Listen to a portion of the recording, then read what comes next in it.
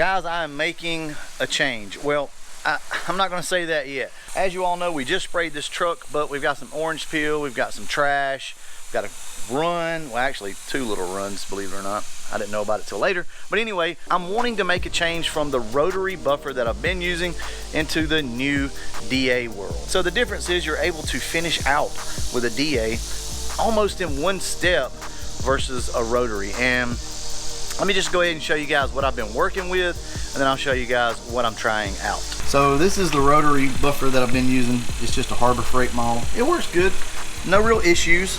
It doesn't have the most power, but it works all right. So we're gonna go from this is the Bigfoot 21. So this has 21 millimeters of throw. You're able to kind of finish out with one pad. You can pretty much finish these things out with a blue pad. And I like the system because the blue pad takes the blue cap compound, and then the yellow takes the yellow. So it's pretty simple, right? The story is I went up to Ken's Pro Colors today. You guys remember I did a video on that. So I said, screw it, we're just gonna go up there and we're gonna buy one of these buffers today. We're gonna spend the money because I really need to do some touch-up work on the new Suburban, and I'm gonna also need to finish this thing out. So I went up there today and he didn't have one in stock. Should be back in stock somewhere like middle of this month. So he was kind enough to like lend me his for the weekend, and actually we're about to go out of town tomorrow, so I'm only going to be able to work on it today. I'm going to take it back to him Monday, but yeah, I'm excited about this guy. So you're going to get to see firsthand my thoughts of this. I'm not trying to sell this product for him. It's nothing to do with that. More than likely you're going to buy this stuff online anyway, right? I have been wanting to kind of make that switch. I'm a long time rotary buffer and I just like the high speed stuff, but I don't know, guys, I'm just ready to make a change. I want something more simple that I can almost finish out and with one pad. They did a demo up there for me on a hood. You know, hood had been painted for 12 years now, and I know that for a fact because I've seen that hood laying around the shop for years. So they took the hood out, sanded it with 1500 on a DA, hit it with that buffer, and man, look, with the blue pad, it turned out great. As good as I need my truck to be. So that may be what we do. We may not even finish it out with the yellow pad. Anyway, guys, I'm also making the switch from the Porter cable that I've been using, the electric buffer, to a smaller sander with a 3 millimeter throw. So that's what the 3 stands for right here. Now, I did purchase this, but I know that this is what we want. It's got a really small throw, and it's going to keep those little pigtails out of your paint. The longer the throw, the more coarse it cuts. So anyway, we're gonna go ahead and give this thing a shot. And this thing was rather expensive, guys, but all the Rupes stuff is.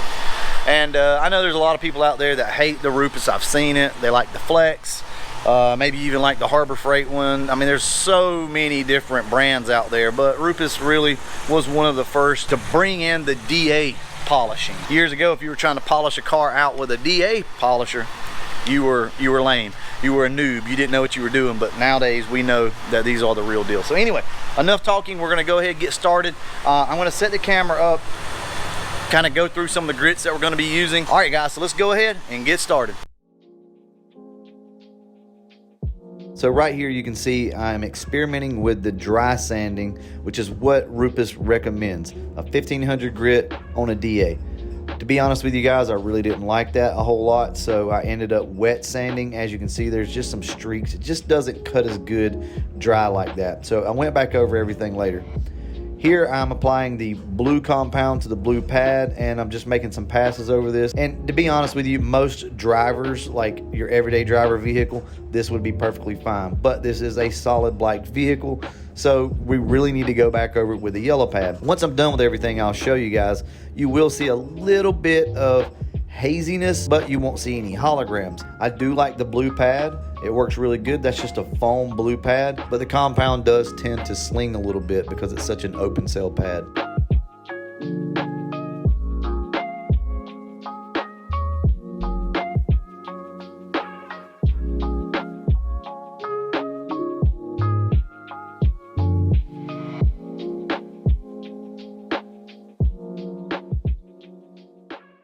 I never thought I would say this, but I think I see the benefits now of it. Guys, this is one pad, the blue pad, so this is the coarse pad, and this fender's pretty screwed up. It's got a lot of trash in it, but look at the clarity. I mean, look at that. That's amazing. What I'm noticing with the DA here versus the rotary is you don't get those holograms. Like instantly, as soon as it's done and you've cut all the scratches out, you have no holograms. That's amazing. And you got to remember, guys, this is going to be an everyday driver, so we don't need this thing to be perfect. We're going to leave a little orange peel in it. That's perfectly fine. I'm blown away by this. Now, this is not buffed, and it still has good clarity. Don't get me wrong, but look at the orange peel. See that? Which, that's nothing to do with the buffer necessarily. That's with the sandpaper. I think the DA is going to do what I need it to do. Now, that's only one fender, and it does take a little longer. I'm not going to lie. But, I mean, one pad, and that's not even a yellow pad. So I tell you what, why don't we go ahead, throw the yellow pad on, and try this fender out and see how good it looks. We'll come back and do a review. So we're back at it, and I'm now just touching up the bottom of the fender there with some 1500 where I had some orange peel, hitting it with the blue pad.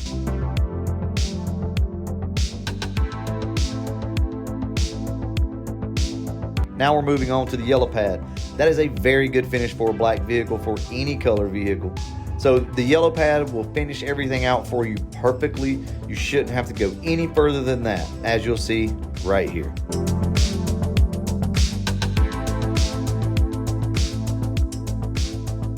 You talk about a difference. Holy crap, guys. Now remember, we did leave some orange peel in this. We basically just kind of went over it with the DA. Look at that reflection. The trees, the flag. So I'm thoroughly impressed. I went over it with the yellow pad, and that just adds some extra clarity, some depth. Not that it really needed any more clarity, but that's as good as I want this thing to be. I really don't even want it that slick because it's going to be tough when this thing gets its first scratch. But that is amazing, and I really can't help but not go that far with it. This is ridiculous. I'm going to be so scared of scratching the thing up. What I think I'm going to try to do is kind of feather this thing out a little bit. In other words, I do not want to have to do that to the whole bed of this truck. So I think I'm going to start like tapering it off a little bit and go from that to a little more orange peel as we get toward the back, because the back of the bed actually is nowhere near as bad as the front. So the half of this door is got a lot of trash and a little bit of orange peel. So I'm kind of thinking we'll just blend it back. I don't know. We'll see how that works out. But that's it. I'm done. I'm gonna purchase one now. So thank you, Ken, for letting me borrow this thing. You've shown me the light. I mean, I knew it. I knew that for years now, a lot of people had started getting away from rotary buffers. I understand it now. It's the clarity difference that you get. You don't get the holograms. Now, a rotary is awesome, and I'll probably still use one from time to time. But you always end up with holograms, at least if you're going to use like a wool pad in your first compound, which is not a problem. You come back with your black pad. But it's just really hard to get the swirls out and to get those, like that haziness that you only see in certain light. Enough of this. I'm going to go ahead. I'm going to leave you on a time lapse over here, and we're just going to work on this door and up this side piece right here. And that's probably about all we're going to do today in this video. But anyway, so far I really like this. And hey, I guess give it a try, guys. If you're interested, you don't have to buy the Rupes. You can buy something else. But these, if you get the right compound and the right pad, these things will work. Oh, and by the way, that was 1500 grit sandpaper that I sanded this thing with, and it got it out. That's what they told me to use. That's what I used, and it worked perfectly. The way they explained it to me, and it kind of makes sense, is if you're going to finish with like a 2000 or a 3000 grit, you're kind of defeating the purpose, because the pad itself and the compound is really going to put more scratches in it than that to start with. So you might as well just go ahead, finish with a 1500. I did try it dry, and I didn't like that too much. So from here on out, we're just going to wet sand with the 1500. So go ahead and get back to work. See you guys in a minute. And here you can see me using the water with the sandpaper. It just seems to work a little better. Paper seems to last a little longer doing it this way. All we're doing here is using 1500 grit to sand the orange peel away, or the majority of it. Guys, this is such a simple process. You got your blue capped compound that goes with your blue pad, and you have your yellow capped compound that goes with your yellow pad. Most people will be able to probably just use the yellow pad if you're not going to be wet sanding, you can probably just use your yellow pad and do everything that you need to do from start to finish. But considering we're wet sanding, we really need the blue compound to really cut everything. Like I said, my only complaint here is the fact that the blue pad is such an open cell foam that it does tend to sling compound out. And I don't know if that's part of the compound or what. I am going to be experimenting with some wool pads. I've already bought some actually, and also some different compounds. But the setup from Rupes works great, guys. You really don't need anything else other than those two pads and those two compounds. They'll get you exactly where you need to be. One other good thing that I want to mention to you guys is it really doesn't matter the technique that you use. With a DA, you can finish up and down and you don't get those swirl marks or those holograms. Spider webs, some people call them. I don't want you guys to confuse haziness with swirls and with holograms. That's not what I'm trying to say. When I mention haziness, I'm speaking of the fact that you've not worked the compound in good enough. That can happen with anything. You just need to work the compound in more. What you don't have to worry about are all of the swirl marks that you can get with a wool pad and a rotary. You're not gonna have that issue with a DA. Okay, so I've got the door done and it looks to be pretty good. I think it's done. It might be a little hazy right there, so I might need to just hit it a little bit longer. But look at that, guys. No swirls, nothing. That's just absolutely amazing to me. And we've not even went over it with the yellow pads yet, so that was just about 6 or 7 minutes probably right there on that panel. So what I'm going to do now, and you can see how much orange peel I left in it. I wanted to leave like a factory orange peel. This is actually a little excessive right here, but I might touch it up. I don't know. But down here is perfectly fine for what I want to do. I just, like I said, I want to leave a little bit of orange peel in it. And that's exactly what this is over here, guys. So we're not going to do the whole truck in this video, obviously. I'll probably finish up the door, then we're going to wrap this video up.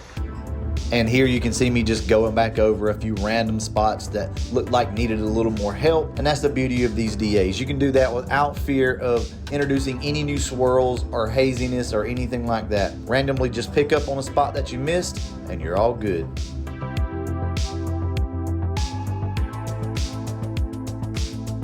I'm not gonna do down here just simply because you don't really see that. And we need all the extra protection down there as far as clear coat that we can get. Also, I really just don't want to sand down there and be buffing. We'll see. If it's a big eyesore later on, then we'll do it. You know I'm going to shoot you straight. I'm excited about this stuff. Stuff like this gets me excited. If I can come out here and detail my vehicle and it look this good, that quick, I'm sold. All I can do is recommend it, guys. If you want to give it a try, probably any of these random orbital. I would go with a name brand. And like I said, there's other ones out there. I know everybody likes the Flex and stuff like that, but anyway, guys, I'm gonna go ahead and wrap this video up. I'm gonna finish this truck. Well, I'm gonna do as much as I can now. Like I said, when we get back from vacation, we'll do a walk around of the truck, drive it, do all that type stuff. I'll see you guys then. And as always, thanks for watching. All right, so what's my thoughts on this buffer? I absolutely love it. You rotary guys, give these new DAs a try. They have a lot more throw. They have a lot more power. Now, this is not a forced rotation buffer. You don't have to have that. Give one a try. You don't have to have the forced rotation. They will cut. They will get the job done. Anyway, I love it, and I'm going to leave it at that.